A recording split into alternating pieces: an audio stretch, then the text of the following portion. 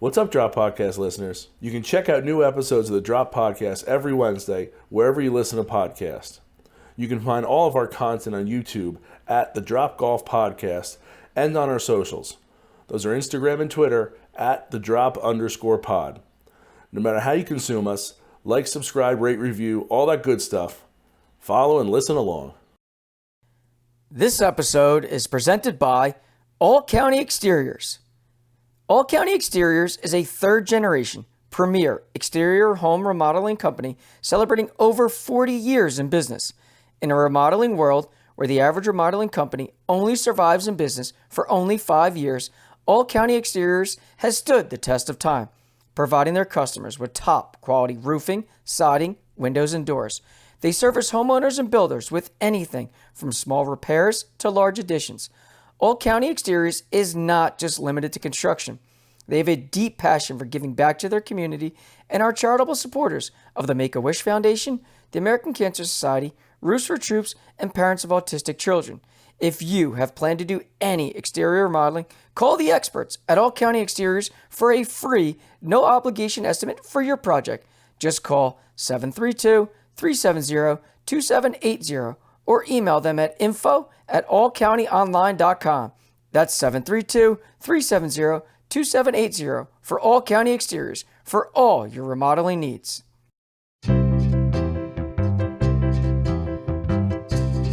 This is the Drop Podcast where we talk golfing in the Garden State. I'm Mike Porro, and this is Ryan Coulott.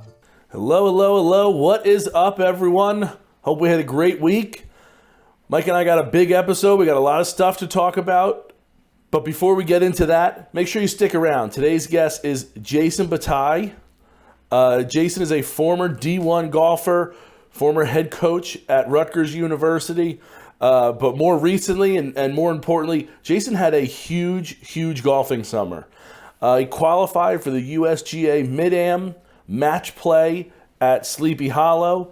Made it to the round of 16, which is a huge accomplishment to get to the Sweet 16 there. Just for a little comparison, on our show we had Brad Tilley and Troy Vanucci on. Both Brad and Troy qualified for the match play as well. But Jason was our lone standing member from New Jersey in the round of 16 before he got knocked out. He's got some great insights, some great stories, so make sure you stick around for this interview. All right, Mike, we both had some interesting weeks. I don't know where you want to start, but let's start this way. Last week, you got to play Galloway National. Talked about it on the episode. I said that I really want to play Galloway National. It's been a place I want to get to. It should be, I don't want to say accessible for me, but I do have a few different directions in which I can kind of make that happen. But I did say, I was like, it's time. I got to get down there. I have to. I know I wanted to, and I just need to make it happen. Well, I went down thinking I was playing Seaview, and Jeff Carswell, the head pro at Seaview, surprised me with a round at Galloway as I got down there. So huge shout out to Jeff for making that happen. Again, I thought was just going to play around at the Bay course with him, and you gave me a hard time about how much, I never play well at the Bay course or whatever, and it was, I still would like to play the Bay course, but it was such a cool surprise for Jeff to surprise me with that. So Jeff, thank you. But long and short, I got to play Galloway, Mike, week after you did. I can't imagine that your reaction is any different than the one I had while playing that place. But let's hear what you thought about it, because I think if you say one negative thing about the place, I might hang up, this Zoom right now and let you go solo for the entire episode. I really don't have a negative thing to say, Mike. You can try to find something, but this isn't a negative thing. Their range was terrific, but when you compared it to Matitaconks, I thought it would be bigger, like longer. And now first showcase, it's not, but there's 3 sides to it, so there's that as well. So even then, that's not like a negative thing. No, it was an awesome experience. The place was beautiful. Those snack stations were incredible. What a great. I thought that was great. I loved that. I thought that was a cool little thing that they have. They're not going to have a cart girl running around. They're not going to have. I don't even know. I guess after 9, can you get to the? I don't know what the bar situation is there or anything like that. So I don't know if you can get there. But like it was really an awesome experience, and man, that course was beautiful. And I'll say this. You say this all the time.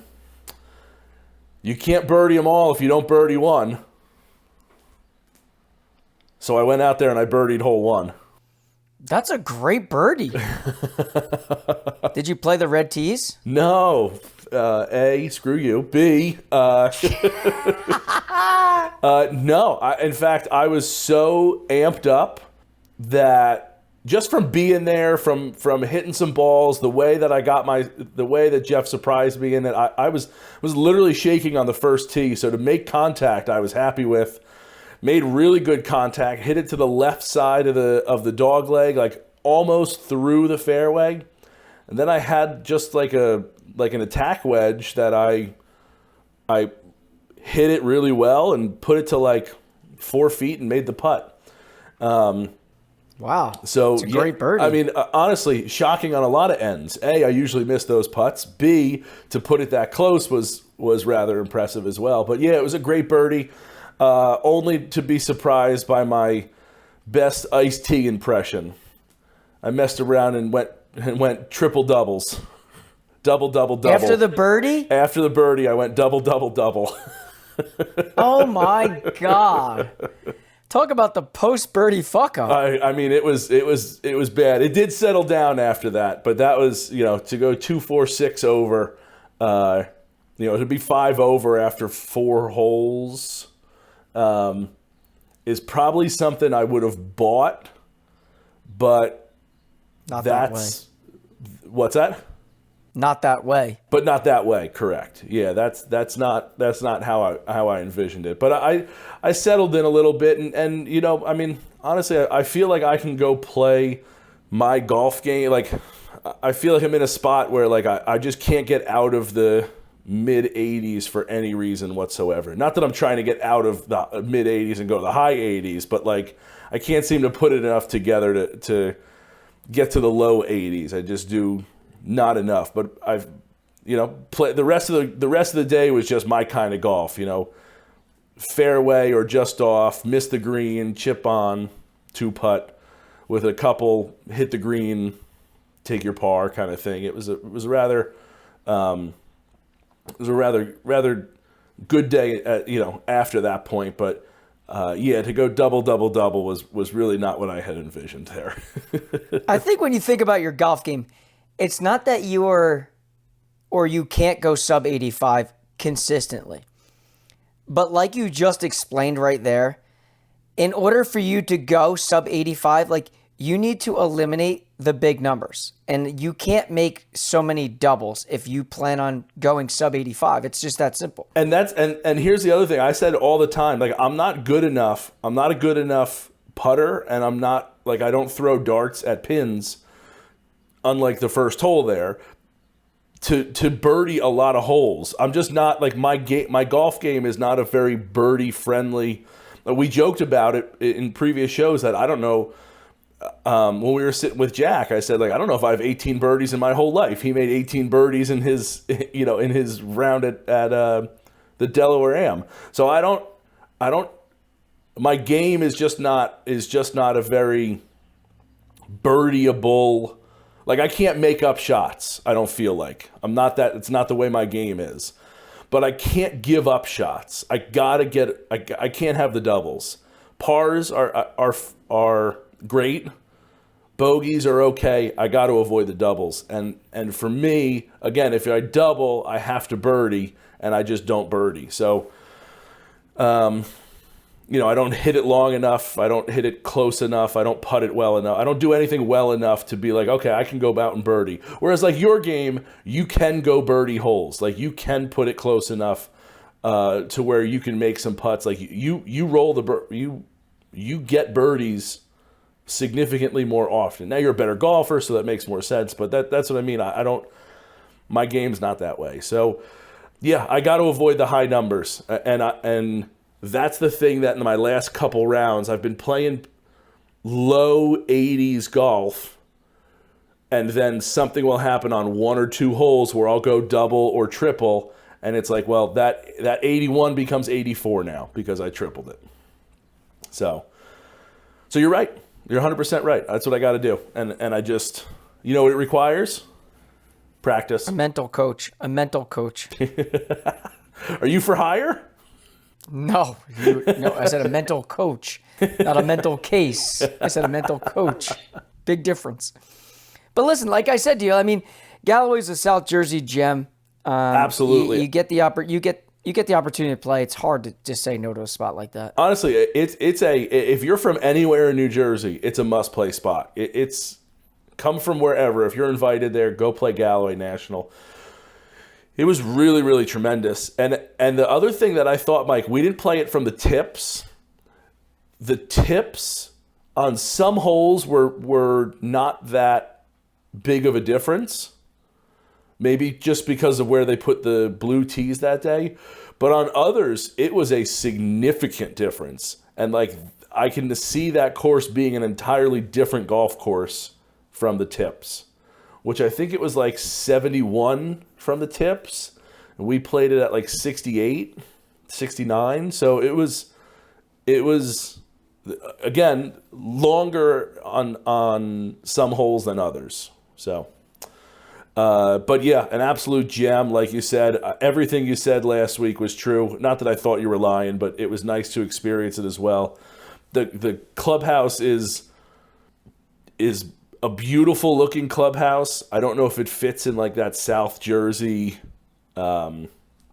style, but like the white and black marble is beautiful, and I was on 18 and there was nobody out there, but as I hit my drive, I was just short of that bunker, that straightaway. So when you were talking last week about how guys were at the like sitting outside betting whether you would hit the green, I was looking around like, is anybody sitting here? Who's talking about me? And luckily no one was out there. But that's an intimidating closing hole there if you have a lot of people there. I can imagine their member guests probably gets pretty rowdy there. Member, like I'm sure that there's a bunch of events there that happen that specific part of the hole, you got a lot of people watching. It can really ratchet up the pressure there. Yeah, I mean, it's just so good. It's so pure.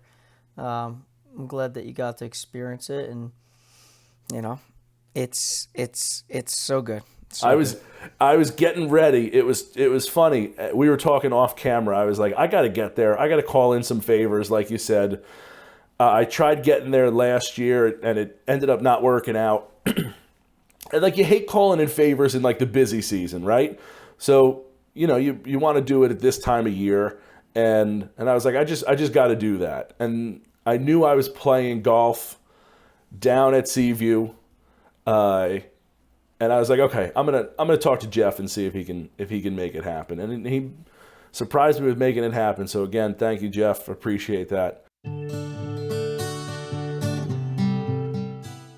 George Wall Ford in Red Bank, New Jersey is family owned and operated, proudly serving New Jersey residents with superior customer service since 1960. George Wall Ford is a 23-time President's Award-winning store, the most prestigious customer satisfaction award a Ford dealer can receive. This golfing family knows what's best from the rest, so make sure you stop in the showroom today to see their surplus of different cars, SUVs, trucks, and more, or visit them at www.georgewall.com. There isn't a better place to shop. Just call 732-704-1932 and ask for Jeremy Wall. George Wall Ford in Red Bank for all your car buying needs.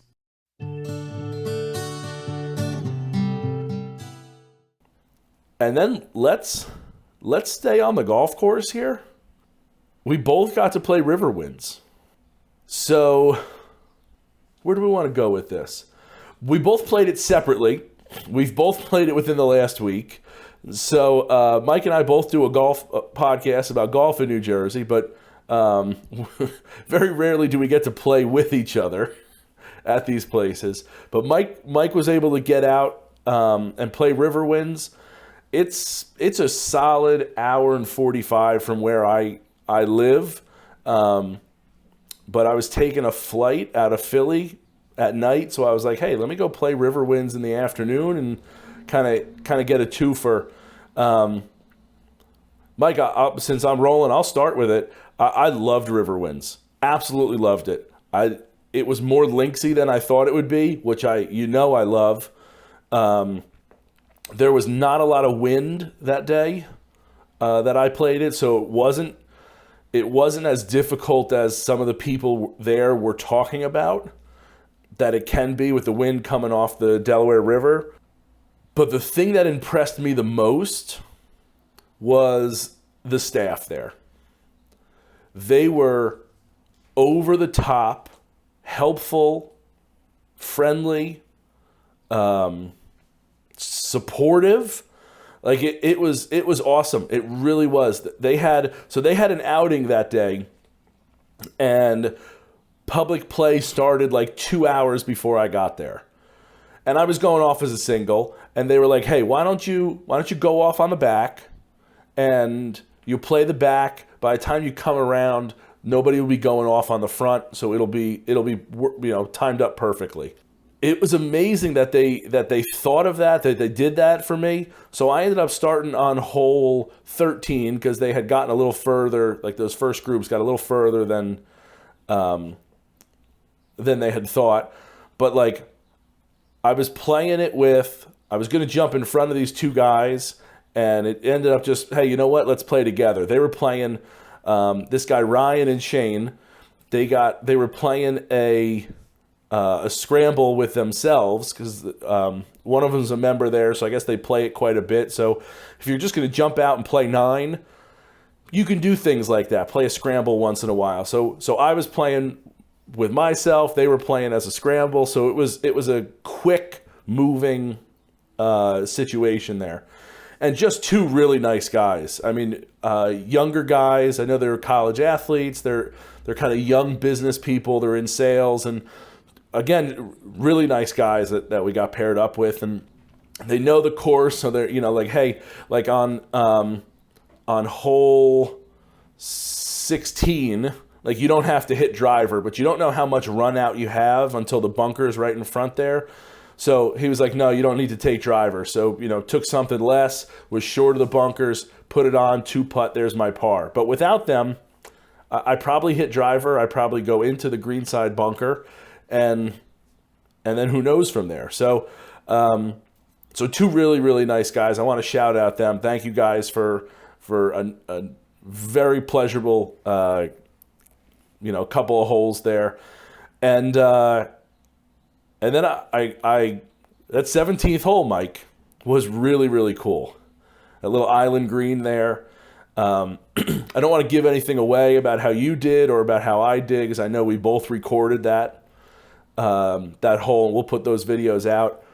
But a really cool hole, beautiful view. You got Philadelphia behind you, the river kind of running, and planes are flying as the airport's right across the way. A really interesting area there, and it was, again, just a great experience. I then made the turn. You talk about not birdieing holes. I birdied one again. So my last 2 rounds, I've birdied hole 1, back-to-back, even though it wasn't my first hole.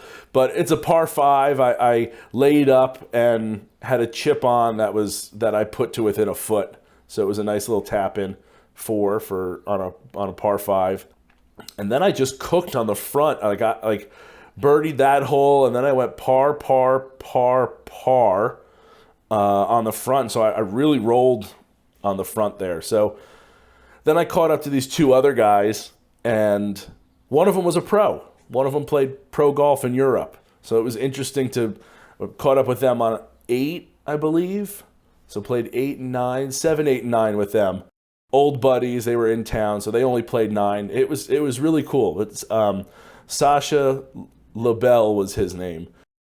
Plays over in one of the Corn Ferry Tour, but for Europe kind of thing. Really, really nice guy. And I'm sorry that I forget his buddy's name, but it was super Irish, and it's not Seamus, but it's Rory McIlroy? Wasn't Rory McIlroy either.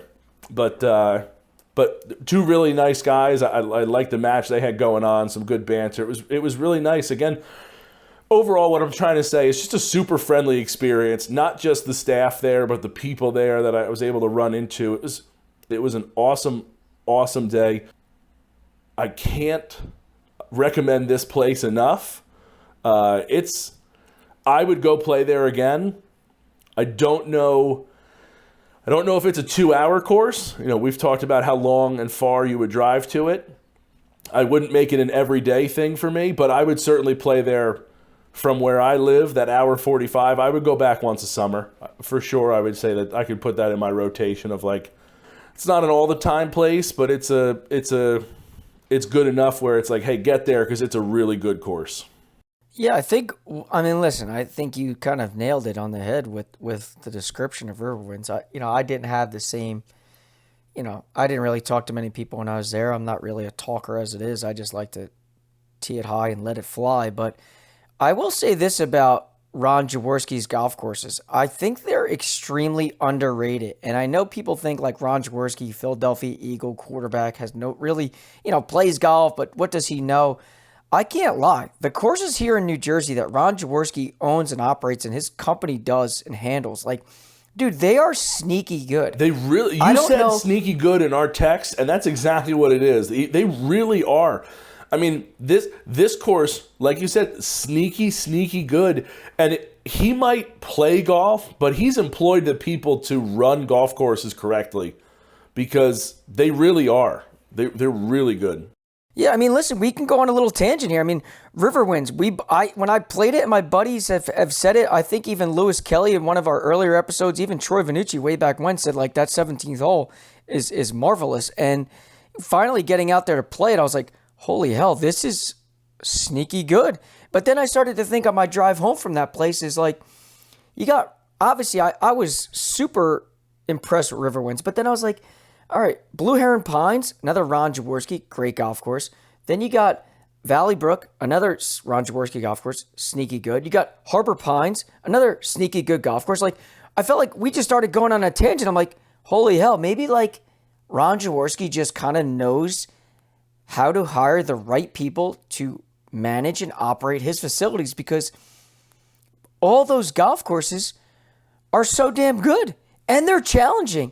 And listen, I can't echo it enough. I thought specifically at RiverWinds, 15, 16, 17 were the 3 holes to me along the Delaware River that were just unreal. You got planes taking off. You got the river right there. You got the barges right there in the water. Those 3 holes to me were just wow. There are 3 phenomenal finishing holes in terms of as you're wrapping up your round, you're trying to play good golf, but now you still get the aesthetic side that they're very, photo friendly. And listen, I like you, I was super, super impressed with that place. I would definitely go back to that place. For me, it was a little over an hour going straight west from Long Beach Island. Listen, Ron Jaworski does it right. If Ron Jaworski's listening to this podcast, we'd love to get him on the podcast so, we could talk a little bit more to him about how he does things because 100%. I think a lot of people could take notes about how his company handles it because just like you, I have nothing but great things to say about RiverWinds out there in Camden. So again, you get the opportunity to go play RiverWinds. Listen, it's $100 to play is what it cost me to play. I'm not really sure in terms of the price for you, but again, I frankly don't care what the price is. Go play. Yeah, I played in the afternoon. It was just under $100. I think it was like 85 or something. But again, this is another thing I like, Mike. It's with a cart. You're getting a cart there. And I think that helps with pace of play. I think that helps with like the kind of time you're going to have. It was awesome. It really was. I don't have a bad thing to say about it either. It was really, really good. Let's kind of get back to the golfing side of things. Lexi Thompson. I mean, I think I'd be, remiss if I didn't bring up what she did this weekend out at the Shriners. I mean, I think everybody, like a lot of people, thought this was like, a reach. How are we inviting a woman who's not really Nelly Corda or the top-ranked women's player out there, and we're bringing Lexi Thompson in, and why Lexi? She hasn't been playing the best. But to Lexi's credit, holy hell, did she damn near make the cut. I mean, I don't know if you saw any of her numbers, any of her stats, any of her driving distance, but Lexi was golfing all weekend. Now, I know she missed the cut by 3. I get it. People are going to be like, oh, well, so on and so forth. She didn't make the cut. She finished at even par after 2 rounds. But if we could go through a list of dudes she beat on the PGA Tour, and she carded a 69 in her second round. So Lexi was golfing this week. I was beyond impressed, even though, again, she doesn't have the greatest golf swing, the most aesthetically pleasing golf swing, but the way she drove the ball, I was beyond impressed. It was more than just I think an audience grab for Shriners in terms of their sponsors' invites, because she golfed. It wasn't like she shot plus 20 for the weekend. She was even par through 2 rounds. The cut was -3. She played extremely, extremely well. She's only the second woman to finish with a round in the 60s on the PGA Tour. And I don't know if you know who the first one was, but she was a past guest. She was a past guest on the Drop podcast. Her name's Michelle Wee West. She played in 6. Michelle Wee played in 6 PGA Tour events. Did you know that? I knew she played in a lot. I didn't know how many she played in, but I knew she played in a lot. I saw something when I was looking at the stuff for Lexi that it was 6 PGA Tour events Michelle Wee played in. I mean, I know she's just the 7th woman to compete in a PGA Tour event, but listen, I think a lot of people kind of wrote this off as some, money grab, like, oh, here we go. This is just kind of the thing. But listen, she performed, she golfed, she played extremely well. Her putter was hot all, Thursday and Friday. A couple, hiccups down the stretch in terms of like making a couple bogeys to not get in. But I think that 18th hole of hers on Friday, people thought she had a legit chance if she had made the putt to get to 100 to make the cut. To get to 100, she would be in. But the cut ended up being 3 under anyway, so regardless, had she eagled or birdied that last par 5 she was playing, it wasn't getting her in. But I do want to make sure that we, give her a little shout out because, I think what she did this week, truly shows that like those women on the LPGA Tour can flat out golf their golf ball as well. And, for people to be, looking at certain people and saying, oh, they can't play or can't do this, like, I think you're a little mistaken there. Yeah, no doubt. I do think that's what it shined a light on, for sure. Sometimes we look at the LPGA as a group of women that like they kind of bunt it around and they stay short and straight and it's kind of good women's golf, but we don't actually, because they're not tipping out something at 76 yards, that's not what they're playing, that they're not able to get around that. And maybe it is more the top ones, but Lexi certainly was able to do more than just get around the course. And yeah, super impressed with her all week. I was like a lot of people. I think on Friday, I was kind of glued to my my phone, watching her on Twitter, and I don't have ESPN Plus, so I wasn't watching it there. But eventually, got over to the Golf Channel, so I was sneaking a peek on there. Mm-hmm. And you could clearly see that she. Listen, I think the one thing I was blown away with is how far she drove the golf ball, driving a par 4 on the PGA Tour. It's impressive regardless. Yep. Yeah, super, nice job by Lexi. And don't think Lexi's going to listen to this, but she did flirt with, PGA Tour history. Yet. So. You don't think Lexi is going to listen to this yet. Okay, there's some things I can be a realist about, and I know Lexi is not listening to that. But nonetheless, great job. So there is one thing now as we kind of wrap up here, Ryan, before you toss it to Jason Bataille in the interview. I know we always say this at the very top, and sometimes, it gets fast forward through and people jump straight to the episode, so they miss some things. But I do want to shout this out is I know a lot of people follow. I know a lot of people are listening. I can't emphasize this enough that if you have the opportunity and are willing to, we would love for you to go to Spotify, to Apple Podcasts, to click that follow button. And then if you could, toss us a 5.0 rating. I don't think the audience truly understands how much that helps us in terms of the search engines, the algorithms, all those little things that I think a lot of people take for granted. But it helps us immensely. So if you guys can, we would love for you to click that follow button and toss us that rating. I can't emphasize that enough. So if you do or you have, thank you. If you can, we appreciate that as well. Yeah, for sure. Sometimes that goes, overlooked. If you're a listener and you just haven't done it, it's if you like what you're listening to, please go ahead and follow Mike's instructions for that, because it's super helpful on our end.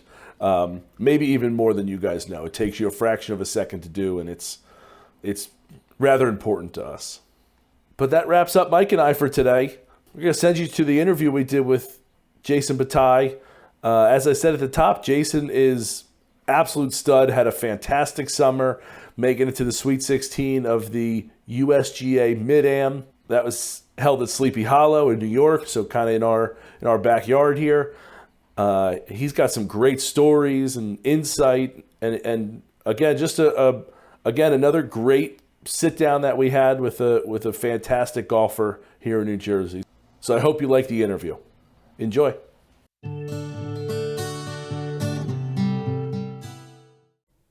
So today's guest is what I like to call a jack of all trades. I think when you think to, his background, he was a Division I golfer at Rutgers University, was the head golf coach at Rutgers University, has moved on into the financial world. But what remains to stay consistent is his golf game. And today's guest is Jason Bataille. And Jay, I can't thank you enough for coming on. I can't wait to get into your background, your summer, and specifically the US Mid AM. So thanks again for coming on today's show. No, it's my pleasure. Been a big fan of you guys, and I appreciate what you're doing for the Garden State. And, it's a small golf community. It seems to always feel smaller and smaller here in New Jersey. So I think this is a lot of fun. Yeah, no, I appreciate it. So I guess to start things off, why don't you give us a little bit of a background about you? Growing up, playing golf, going Division I, then becoming the Rutgers golf coach, to kind of like where you're at now and where your game is at, and kind of how things have evolved over the years. Okay. So growing up from South Plainfield, we didn't belong to a country club, but I was very close to Plainfield Country Club. So I grew up playing at the 9-hole par 33 course right next to Plainfield, the West 9. Some call it the infamous West 9. And I think that seemed to shape a lot of my game for the rest of my life, needing to have a good short game, and it didn't really matter where you hit it. So I think I learned a lot while I was there. I was never in any summer camps. My parents would drop me off at 8 o'clock in the morning and then pick me up at 5 o'clock at night. And I think it cost them $6 a day. Around. Wish it was like that now. Yeah, exactly. I'd spend my summers like that right now in a second. But we had a bunch of good players around that were there that I would compete with. And then on the peripheral, we had a guy by the name of Jeff Thomas, who played out of the West 9 as well. So former US Mid Amateur champion. So we had enough people there that, got me very interested in being competitive. From there, got an opportunity to play at Rutgers, and spent 5 years, redshirted my first year, I had a lone college win. We got to play in the NCAAs, something that they haven't done since. So it's quite an accomplishment for, myself and my teammates there. And I don't know, Rutgers just always held a very, special place in my heart. Growing up in Jersey, being a Rutgers guy, getting to represent them, competing on a national level with them. And then it kind of followed through when I got out of college. Even though I became an assistant pro and I worked at Metuchen Country Club, and I ended up my last year at Trump National in Bedminster. What I always knew I didn't want to be a golf professional. I tried to be a professional golfer, and when I knew that wasn't going to be a reality, I never had any interest in staying in the golf business. But I still love being around the game, and with Rutgers being, another love of mine, I think that seemed to make sense that I see what kind of opportunity was there. And the head coach at the time, Maura Waters, gave me an opportunity to run the men's team. And it was awesome. It was probably the 2 best years of my working adult life. And if it paid a little more than peanuts, I might have done it for the rest of it. I think with the idea of having, a wife and kids and having expensive habits like golf, they didn't really match up at the time. So that's when I kind of had to look elsewhere. And I think I made the right choice with insurance. I'd imagine so. Jason, was there any other suitors, for lack of a better word, going into college, or was Rutgers really the only, or just the you got it and that's where you wanted to go? Yeah, I had an opportunity at Florida State. It didn't get any money. I had an opportunity at Old Dominion. I actually got a call from Jim McGovern because I was a Jersey guy, and he was an Old Dominion guy. The coach had Jim call me, so that was a kind of a special moment. He was still on at that time.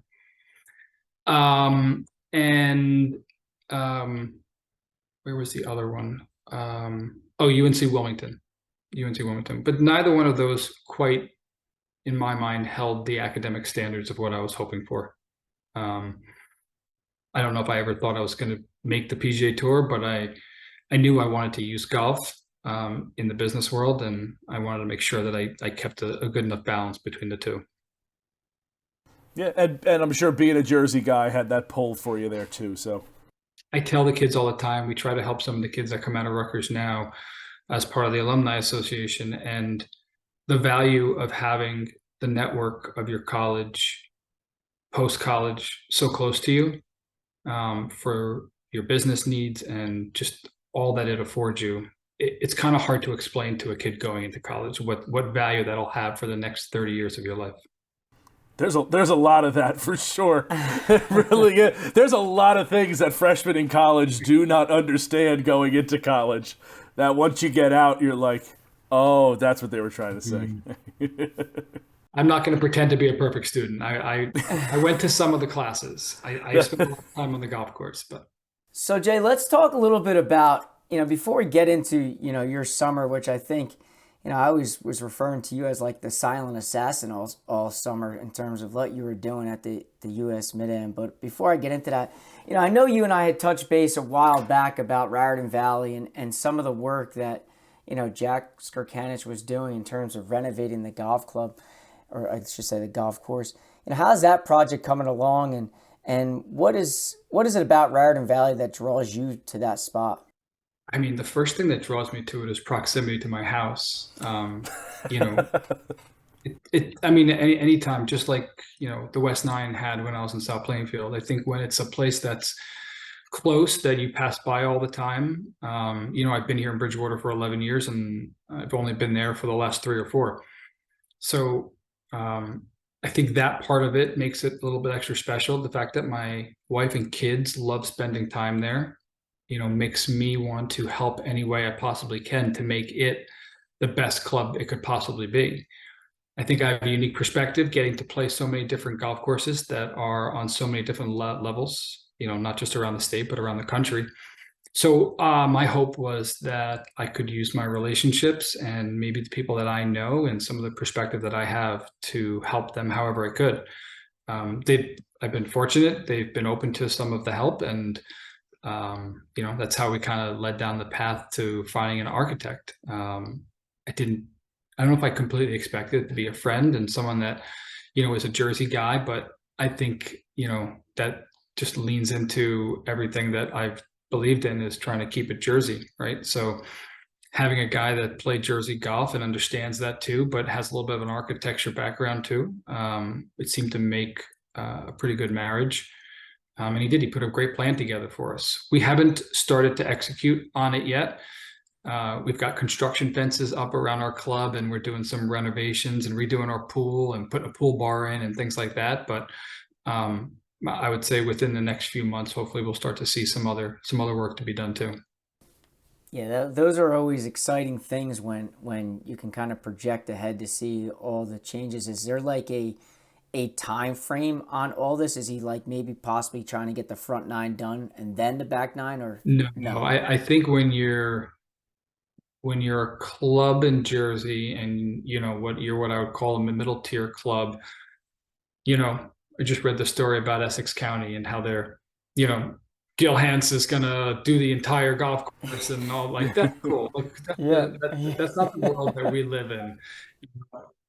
I think we want to make sure that we have a philosophy that we want to go by, and we can start picking off small projects. I think a lot of times when you have certain types of machinery out there, you got to pick off the projects that piece of machinery, regardless of where in the golf course it is. I think our budget might be slightly different than Essex County's. Little bit, maybe. Yeah. I called Gil, but he hasn't returned my phone call yet, so we'll see. We've gone down that road. But that it kind of leads me into like this summer, and obviously me being a golf nerd, and I always say this to Ryan, and we joke around to a lot of the guests, is like I look at you guys as like big time golfers, even though when we get you guys on and I say that, you guys kind of roll your eyes at me like I'm just an average Joe. But when we watch and we're following along and we see how well you guys are playing, this summer was really an unreal summer in terms of like watching you go from that playoff into a unreal run throughout the US, Mid AM. Like, what was that playoff like specifically? When you're talking like a 16 for 14, that's a ton of dudes looking, to get in, and you'd like to think your chances are good. But what was that like? Well, I mean, I didn't even think I was going to get into the playoff, to be perfectly honest. We got the second round was cut short, and I had to go sleep and then come back for the next 10 holes. And I ended up starting bogey, par, double. And I was 3 shots off the cut line with 6 holes to play or 7 holes to play. So like, I wrote myself off at that point. I looked at my caddy and I was like, it's a shame. I guess we got nothing to lose now. Might as well just go balls to the wall. And, and then I went, I parred the next hole and I made a birdie. He's like, all right, come on, let's go. He's a buddy of mine, and he's being cheerful for me and supportive. But like, I don't think either one of us really thought I was going to, do anything crazy. And I went out and eagled the next hole. And I don't make eagles. I'm not a long ball hitter. Like, that's not part of my MO in any way, shape, or form. I'm not a Chris Goddard that hits the ball 330. I'm a pea shooter. And how did you eagle it? I hit driver 4-iron. So I'm in the fairway, and then my playing partner's behind me by 4 feet, and he hits his shot, and then he drops his club. And when he drops his club, it hit my ball. So when that happens, I have to replace it, but I'm able to clean it when I replace it. So I had to wipe the mud off my ball. I got to wipe the mud off my ball and then replace it. And then I hit my shot onto the green, and the other guy that I'm playing with hits it like a foot behind me. And so now I have the perfect line, and I make it 10 footers. Wow. So we got done, and the guys that I'm playing with, they looked at each other and they were like, all right, team, great eagle. Like, yeah. One guy was in and the one guy was out. So like, I was the focal point of like what was going on at that time. So, and then I made 3 great pars on the next hole. on three very tough holes. 7, 8, and 9 at Sleepy are really hard holes. So just to get into the playoff was something that we didn't expect. And then getting into the playoff, now it's 16 for 14. You think, oh wow, that's really easy. My thought was, wow, if I'm one of these two guys that don't make it, everybody's going to. Who doesn't make a 16 for 14 playoff? So the playoffs on 15, it's Sleepy. It's the par 5 with the big punch bowl green. And there's only one thing you can't do in that hole is you can't go left. You just can't go in the left rough. If you go in the left rough, you can't get to the green. Everybody gets to the green in 2 on that hole. So I hit it in the left rough. And, Naturally. Fitting. That's fitting. Because there were so many people in the playoffs, there was 4 groups. First 3 played ahead of me. I was in the last group. So they're all done. Those first 3 groups are done with the hole and they're waiting on the side. And, the other 3 guys in my group all go for the green and hit it up towards the green. I don't even have that option. Like, I'm deep in the rough, 210 out, and like I can't run it up. I have to lay up.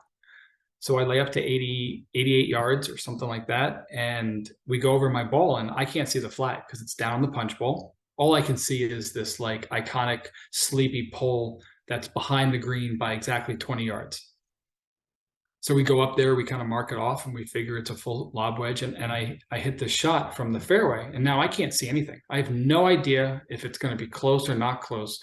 But over on the left, everybody that's watching the hole, so the 3 groups prior, as well as all their family and supporters and everybody are over there. So there's like 75 people on the left watching me, the last one to go on this hole. And I can't see anything. The ball's flying towards the hole. I'm assuming it's landing. And I'm just watching the people. And all of a sudden they like go crazy and they start like cheering. And it ends up being like 2 feet away from the hole. So we get up there, we're ready to go. Everyone's starting to putt out and everything. And they blow the siren. So now I've got to go. You've got to be kidding me. Now I got to go into the, they said there's lightning in the distance and we could hear it. We could hear the thunder and everything. So we had to go into the tent back at the clubhouse and I had to wait 2.5 hours to hit a 2-foot putt. Oh my God. So, which again, just like the 16 for 14, I'm like, guys, like, yeah, this is only a 2-foot putt, but if I miss this, now it's not like I can tell anybody it was 3 feet or 4 feet. Like everybody knows back home, my friends, every text chain I've ever been on in my life, everyone knows I've got a 2-foot putt. So before we go out, I go to the putting green, I take my putter out and I just start practicing left to right, 2.5 footers, 2-foot putt. And I missed the 3rd one. And I was like, oh shit. Like, that's not what I wanted to see happen. Like, I thought this was possible. So, well, it worked out. I got out there. I hit it. I tried not to think about it. I made it in the hole and took some great pictures with the scenic, 16th hole behind it with, my family and my caddy and everybody. So it was really cool. Yeah. Yeah, that's a beautiful hole. That had to be one of the most nerve-wracking 2-foot putts that you've ever had in your life. The fact that you can't even most of the times at home, I'm sure people just hit that back to you. Like, just take that, Jay, no big deal. And now you got this putt that you're sitting there like, dude, I'm really waiting here 2.5 hours to tap this thing in. I've thought about 2-footers before, but I've never had to think about 2-footers before. I've never had a putt with more pressure in my entire life. I think of. I've only made match play one other time in a USGA championship, and it was 20 years ago in the US Public Links. And then I lost to Matt Every in the first round. So getting back to match play, this is my 6th USGA championship. Like, getting back into match play was my goal from the very beginning. Like, that's the only thing I wanted. Sleepy is one of my favorite golf courses, maybe in my top 3 up there with, Pine Valley and I don't know, a couple others, but like that, it holds such a special place in my heart that I like getting to match play was like my goal. Yeah. And then obviously the run that you go on, I think for from an audience perspective, like they kind of really don't know the guys you're beating. They'll, if I said the name like Todd White, like not many people would really understand like he was the 2023 U.S. Senior Amateur Champion. Like, he's not just some run-of-the-mill, just some dude from South Carolina that nobody knows. Like, the dude can play.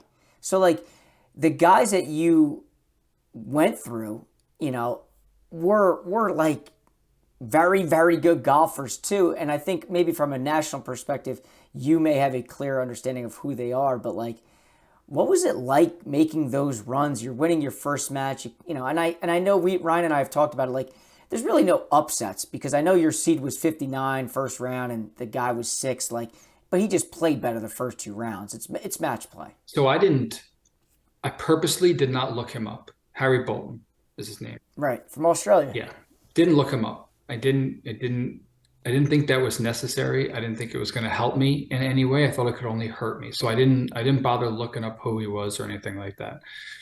So, you know, got there in the morning, you know, met him in the locker room, you know, went on my way. I played very well that day. From start to finish that day, I hit the ball well. I definitely outside of my norm. I'm not known as a good ball striker. I've always had a great short game, been a very good putter. I've never been known as a great ball striker, and I just hit the ball well that day. And I'm a little bit annoying to play, I think, in match play as well, because I'm typically not the first one. I'm not the second. I'm always the first one to hit from the fairway because I'm further away. So I'm getting it on the green. It may not be super close, but I'm getting it on the green. And then I'm normally not the closest to the hole, but I'm making a lot of 15 and 20 footers when they've got another 10 footer for birdie. So, or if I miss the green and I'm chipping it to a gimme, they've got to give me it. So, like, I think I'm historically, you know, I won 2 Billy Deers when I was a junior. I've just always been very annoying to play in match play. So I guess that just worked to my advantage. You know, afterwards, you know, I'm glad I didn't know that Harry was, I think he's like the 11th ranked mid amateur in the world. Like, I wouldn't have liked to know that before I had him. I knew who Todd White was. Todd White's reputation precedes himself. He was all over our documentation for that event. They did an interview with him, you know, asking him how great it would be to be the first ever, you know, senior and mid amateur champion. He rolled through his first guy, and he's out there carrying his bag on his own. He's got no caddy. He loops it himself. Wow. I didn't know that. So, you know, he's 55 years old, carrying his own bag, 36 holes in a day. And Jesus. Honestly, he's hitting it past me. He was 10 yards past me with his driver too. So now he's out driving me. He's carrying his own bag. I'm like, Jesus, like, I feel like that's discouraging. How did you must have really had to fight hard to get through that mental, like, hump of, like, this guy's out here just being a man right now. You know, I had such a great team the whole week. I had Corey Wesco, who's a neighbor and one of my best friends, caddied for me last year at Erin Hills. And then he caddied for me the first 2 rounds of stroke play. Another buddy, Sean Marikakis from my club, he came out and caddied in the first round. Then he had to go to work. Brian Whitman, who's my 4-ball partner, college teammate, one of my best friends, obviously great player in his own right, caddied for me for the Todd White round. And I think that was really helpful for me. He kind of kept me. It was the first time I was playing with somebody who had such a name, and that was recognizable. But to have Brian in my ear, you know, saying things that I needed to hear, like, you know, doesn't matter who he is, like, let's just hit and like the you know, just knowing what to say in the moment was, I think, a pretty key for that match.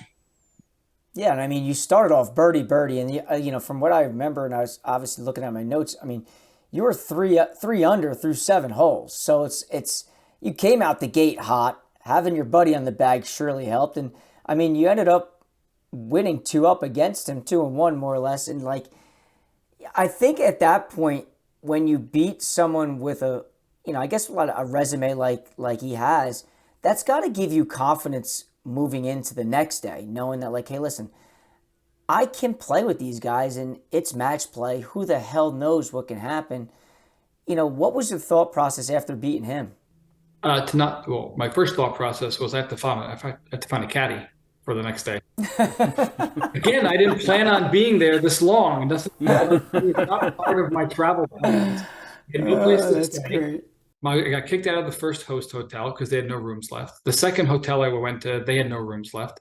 So now I finally figured out that they let me stay in one of the rooms upstairs in Sleepy Hallow. So I had that solved. Then I had to find a caddy.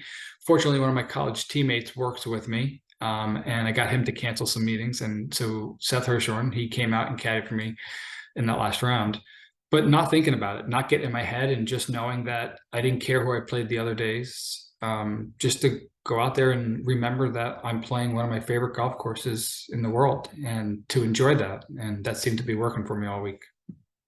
Yeah, and I mean, in the round of 16, following it, I felt like watching all you guys and just like constantly like refreshing my screen to see like, all right, is the hole over? Like you got off to a great start against Parker there in that round.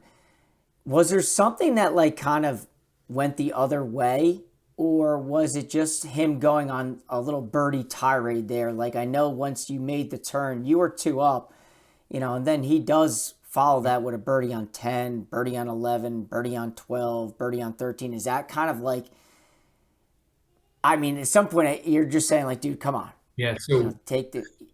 We start on the back 9. So on our 9th hole on 18, I've got like a 5-footer for par, and he's in the bunker, hitting his 3rd shot, and he hits it up a mound. It comes back in the bunker. So now he's hitting 4 in a bunker to a short-sided pin 12 feet up. Like this is just an up and down nobody makes. Like it's not like him making 5 didn't even register on my radar. And he hits the shot and it hits the rough on the way up, which kills it, gets it over and trickles out. And I have to give him a shot. So he made a 1 in 100 type of up and down. And then I missed the 5-footer. So that kind of was like that was the first time that where there was such a swing of emotions of what I thought was going to happen on a hole throughout the entire course of the match play up to that point. I've been playing well and not giving him much room to breathe. Like we were making birdies. I wasn't making very many mistakes. And that was a little difficult to handle, I think. And then he switched caddies at the turn too, actually. His father-in-law had enough, I think we'll say, and put his wife in the bag. And I mean, neither one of them gave any real advice throughout the round. It was just someone carrying their bag. And then from that point on, he just decided to birdie 5 of the next 7 holes or whatever it was. So that was, hard to play catch up when you're, the guy who won't stop making birdies on you. Yeah. Yeah. And then the obvious. Go ahead. I was just gonna say that's a tough break because you can feel the momentum switch. Like he gets this lucky break, you end up burning the edge. I'm sure on a 5-foot putt there, and it's just like you can kind of, if you look back, can you feel the momentum there? Kind of go out of the balloon, so to speak, to mix metaphors. Yeah. No, not a doubt in my mind. Like it was, again, I try not to think about it in the moment. When you're in the moment and the momentum's switching, you can't get down on yourself. You have to stay positive. You have to try to make a birdie. So that's going to reverse the momentum, and you're hitting good shots, and then the putts just aren't falling, and everything he looks at's going in, I made a great up and down on 5 and thought maybe that would switch things. And then I've got an eagle putt again on 6, and he makes this ridiculous up and down from like this thick rough that you're just not supposed to make. And like at that point, I think that was the point that I was finally like, I think that was when I felt like I got punched in the gut. Like right when I thought I was going to get one back and start making a move, we tied with birdies. And that one was a tough one to swallow. Yeah, that was his 5th birdie in 6 holes, like you said, to start the back 9, Yeah. which is like sick golf when you think about it. Because I think for me, like, I was watching that match so closely because I would have loved to see a New Jersey guy take on Stu. And we've been fortunate enough to have Stu on and talk to him and kind of hear his story. And, I think that was the one match I was like, God, this could be so good if a New Jersey guy can take this national guy down. And then just Stu obviously goes on to win the whole damn thing. So, listen, I did think like that was an unbelievable run for you. But I want to say, I do want to ask you this because I saw the video that the MGA put out on their Twitter account about a guy like you working on your golf swing. Now, I know what Ryan and I talk about in terms of working on a golf swing because we see each other swing. But a guy of your level and of your ability and your handicap, what is something that like a guy like you is focusing on or trying to change or just improve at? Because listen, we can show you a lot of bad golf swings, and every time I've seen yours, it's like, I don't know what. I'll take the bad of his in a heartbeat. Yeah, it's funny. I had a stint at the state open. So I felt like, again, I made the cut and I played well, but I feel like I did as well as I possibly could have with the swing I was working with. I've always been very good with figuring it out and playing with whatever swing I show up to the golf course with. You know, I'm not one that's going to try to hit every shot perfect. I know what I came with, and I'm going to do the best with what that, you know, affords me on the golf course. And I just felt really bad about where I was, about the kind of shots I was hitting and the inconsistency in my driving and my irons and everything. And here I am feeling like I'm putting and chipping and short game is so good. I'm like, something's got to change. And, you know, I started to tinker with a couple things, and I just made a drastic, in my mind, again, from the, you know, the observer, it's probably not drastic, but in my mind, I made a drastic change in my golf swing, and I put it in play. The first time I put it in play was the qualifier for the Med Open, and I shot 68. I'm like, all right, you know what? I might have something. And I kept doing it, and I used it at the Med Open, and I kept playing with it, and I got to Sleepy, and the first range session I had on Wednesday, 3 days before the event started, I walked away from that range session going, that was as good as I've ever hit the golf ball. So, you know, I played around a week or two before that with a buddy of mine, and he called me after, and he's like, what happened? Like, what's different? Because I know you didn't say anything or you didn't talk about it, but I can tell something is different in the way that you hit the ball today. So I guess the people who have been playing with me a lot have noticed, like, if it's a consistency change or a sound change or something, but I've made like a legit change to my golf swing, and it seems to be working. So I'm going to keep riding it until it doesn't work anymore. Yeah, and when you get a chance, send me that swing thought, because maybe I can start to implement some of that. I got to be honest, I've watched about, if you look at my Instagram, you'd probably think I'm stalking Tommy Fleetwood, because his drills and the drills he uses for creating a proper impact position are basically what I've adopted for the last 2 months. So I'm either really a big fan of his, or I'm his secret stalker. So is that you know, you'll have to see to find out. I have another question, because I know I get a lot of questions from people that when they see mid-ams like yourself, and this has come up with Stu and Marcus Danz and other guys that are, you know, Brad Tilley, guys that are in the same kind of, you know, environment or arena that you guys play in. And the question I always get from a lot of listeners is, Mike, can you ask them how they balance their family, how they balance their work life, and they're still able to maintain such a high level of golf? Because it's different for like a regular guy like me to go out there and shoot around a 75. Like, okay. But for you guys to do it on a national scene and to be consistent while still like having a job and a family, like, how do you balance all that? did you see I've had 2 missed calls from my wife in the last So listen, you can pick them up. No, you can pick them up. It's not easy, and you can't do it without their support and without the support of my company. Fortunately, I work for a company that knows, I think, the value in golf, in what I do for them and what I do for my clients. And as an insurance agent, you know, golf's a big part of that life as well. My wife brought my kids out, and they watched 27 of my 36 short play holes at the Mid AM. So I've, you know, a 7 and 9-year-old walking around those golf courses. If you've ever seen Fenway, especially, and Sleepy, they're not easy golf courses to walk. She came out, my wife came out for every match play event, and she works full time too. So I think that they know that there is some competitive itch, I think, for most of us mid-ams that have to be scratched, and we're able to realize, and I think that's what maybe both our family and work lives like about us, is that competitive itch carries into other things as well, not just golf. Carries into the way that we, think about being a parent or a spouse or a workmate, in the office. So I don't know. Sometimes it's not easy. It's Yeah, no, listen, it's always something that pops up. Yeah, it's always something that pops up because people are interested in, like, are you practicing a lot? Are you, when you get the opportunity, are you going to go play 9 holes? Are you playing 18 holes? Or you just kind of like, listen, the day of, I'm just going to go wing it? It's so funny when you're younger and you're in college and you miss a day, or you're an assistant pro and you miss a day of hitting balls and you feel like you forgot everything.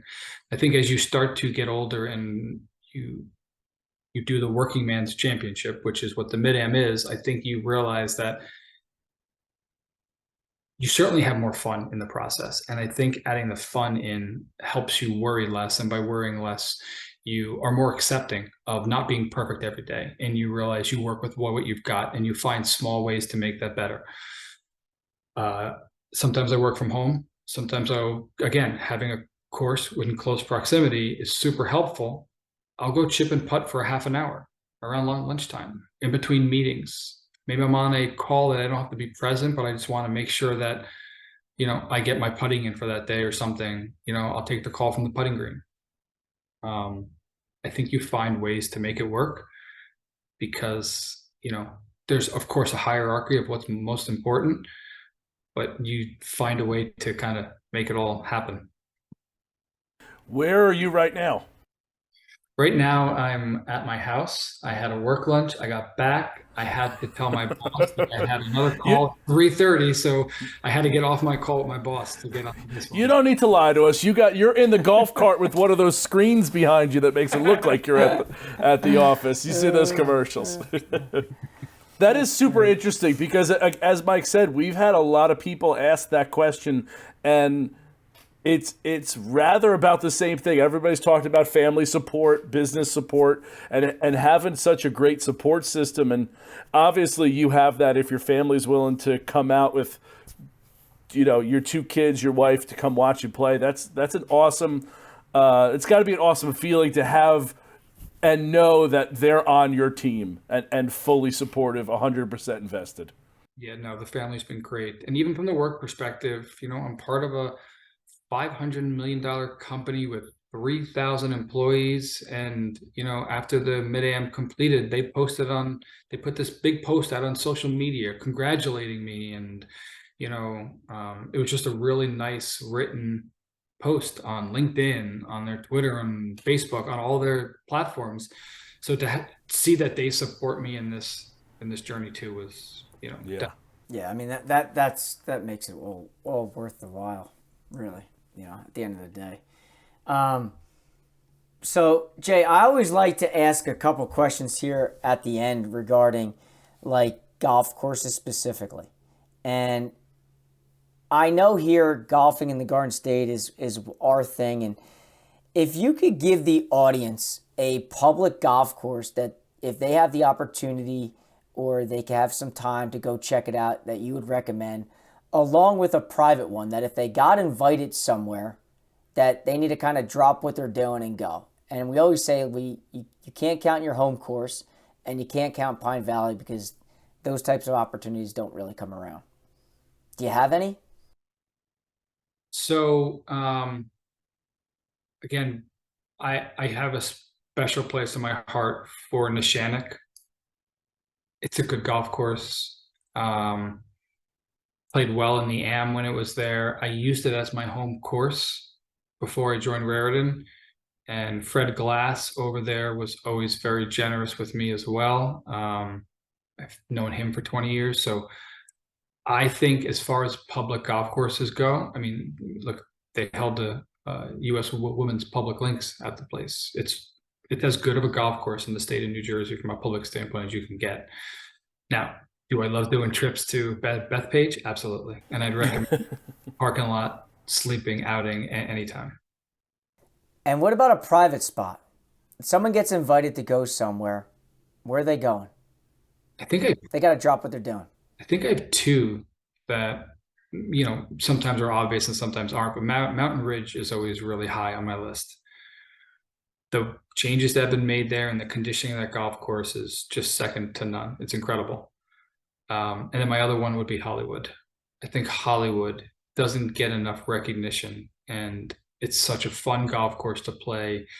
And the way they've taken it back in time and everything is pretty incredible. So I think those are two of the ones that I always have in my, top 5 in the state of New Jersey. There you go, Rye. Hollywood, buddy. Those are two good ones. So, Jason, the other, kind of couple ending questions here that I like to ask. The first one is, as golfers, I think we're naturally superstitious and naturally have some more quirks than maybe we like to lead on. What are some quirks that you have when you're getting into a tournament, something competitive, maybe something that's different from when, you just go tee it up with your buddies, but what are things that you need to have in order to feel balanced, let's say, in your golf game? I try to keep it simple. I really do. I try to keep my social golf and my competition golf, maybe aside from drinking a beer, pretty similar. I don't think I carry a yardage book in my back pocket, but everything else I do, from my pre-shot routines to the club selections to the shot types, I think that's why I don't need to maybe practice as much as, I think as a mid AM, I think I've learned that if I can keep these things kind of consistent, that it doesn't feel that different getting into competition. People always ask me like, oh, you don't get nervous when you get into competition. And I said, I treat every golf shot the same, whether I'm in competition or not. So I think that helps me get to the right state of mind.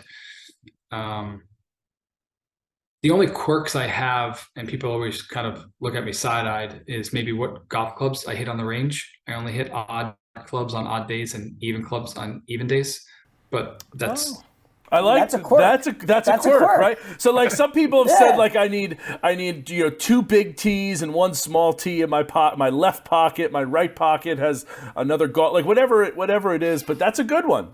Mike, that's one of the better ones we've had. He tried playing that off like it wasn't a quirk, like no big deal. Like, that's a big deal. We've never heard that one from guests, and we've talked to a lot of people. No one's ever said that one. So we're not letting you get away with that. Yeah, that's a good one. The other question we end with here. So we're a New Jersey podcast, talking golf, obviously in New Jersey, but New Jersey nonetheless. Mike and I, 2 born, raised New Jersey guys. And there's a great debate in the state of New Jersey over a particular kind of breakfast meat and the name of that breakfast meat. What are you calling that breakfast meat? Yeah, you see, I have a team that both divides South and North Jersey, and I'm not even going to say the M word, or C word, which is Central Jersey. That's like a this word. I've always called it a pork roll, egg, and cheese when I order it. There we go. Okay, we knew this was a good one. And I'm sure I'll catch some crap for that one. But no, that's where I've always fallen in that argument.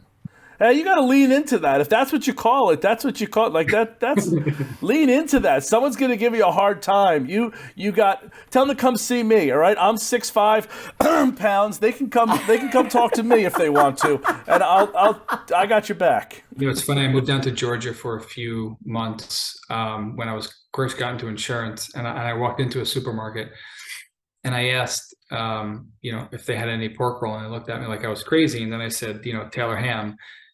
And they looked at me like I was even crazier. And they said, wait, you mean the cheese? And I go, I'm sorry, what? And they brought me over to the cheese section. And in the cheese, they had the Taylor ham, like small package hanging in the cheese. And they go, oh, we never really knew what this was. We just throw it out every week. Man. And I said, that's absolutely amazing. I said, I'll take that. It's not expired. I'll take that. That's incredible. Well, we didn't know, so we. There you go. I love that. Oh, that's good. But listen, Jay, I can't thank you enough for coming on. Obviously, your run throughout the summer and kind of what you've done is remarkable. And, I know you got two huge fans here and Ryan and myself. Absolutely. No, I appreciate you guys having me on. This was fun. And like I said, I love what you're doing for golf in Jersey. So any way I can ever help or support, don't hesitate to ask. Awesome. Awesome. Yeah. Thank you, Jason. Pleasure meeting you. Yeah. Thanks for talking. We'll be in touch. Yeah, We'll be in guys. touch.